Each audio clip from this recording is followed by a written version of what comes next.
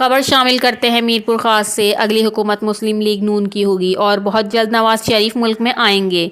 PTI ही मुल्क की हालात को ख़राब कर रही है। सूबाई सदर कनील दास कोहिस्तानी ने मीरपुर खास डिवीज़न के मिनॉरिटी वर्कर्स कन्वेंशन से खिताब करते हुए कहा, कन्वेंशन में मिनॉरिटी विंग के सूबाई सदर नायब सदर राजेश कृष्ण बहल, रहीशम राज, एडवोकेट भूरा लाल बहल, आसिफ राजपूत, चौधरी सज्जाद अहमद, नौशाबा नास और सैकड़ों की तादाद में कारकुनान ने शिरकत की।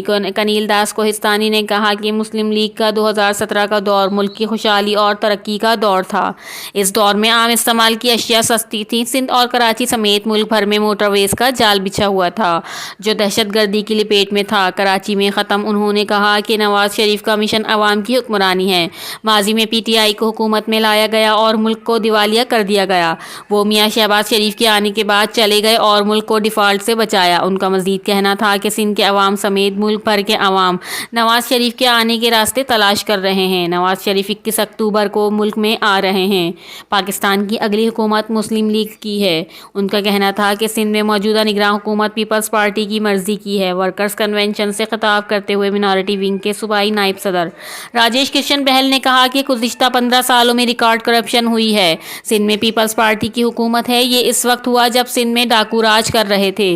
बदअमनी उरूज पर पहुंच चुकी है। आए रोज़ लोग अगवा हो रहे हैं। अक़लियतों पर जुल्म हो रहा है। उन्हें इनके हुकूक मिलना होंगे। इन्हें इनके हुकूक मिल सकते हैं।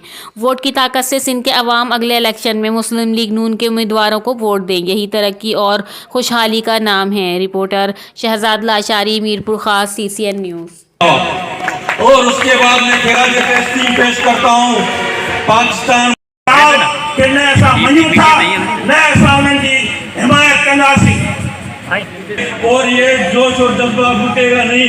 ये यहाँ अपना सिंध से लेकर पंजाब से लेकर जोरदार नारा लगाए कि बड़ी मेहरबानी।